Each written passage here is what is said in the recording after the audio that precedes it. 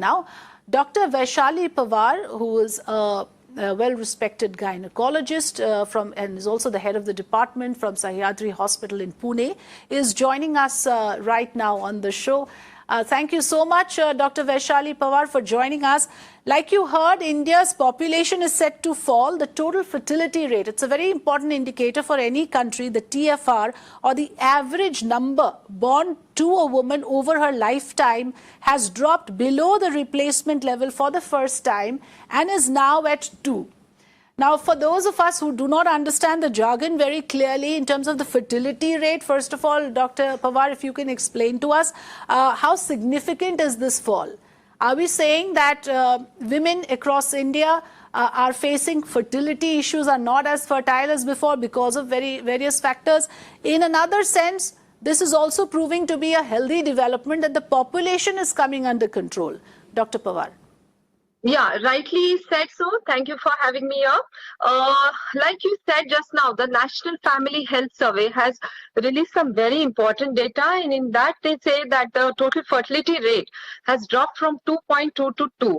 So that's a really significant finding. In a way, it's good because India was facing the myth of population explosion, yes, and suddenly we find that the fertility rate has reduced.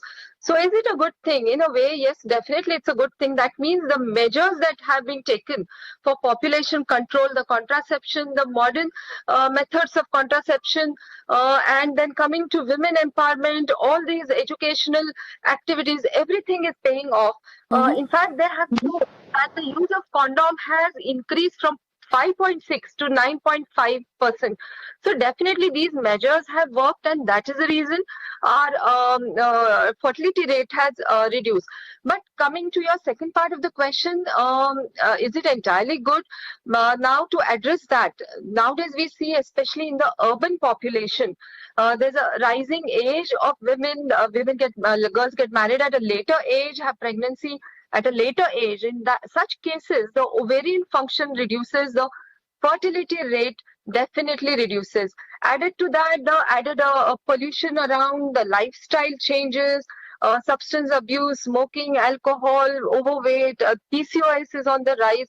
So all these factors also contribute to the decreasing fertility rate. So rightly, as you said, both these factors are very essential.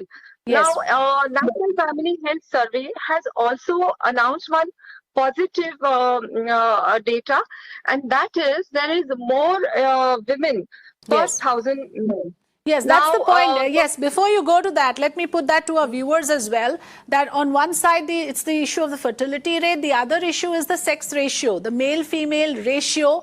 That has also shown encouraging numbers. There are more women per 1,000 men in India now than before.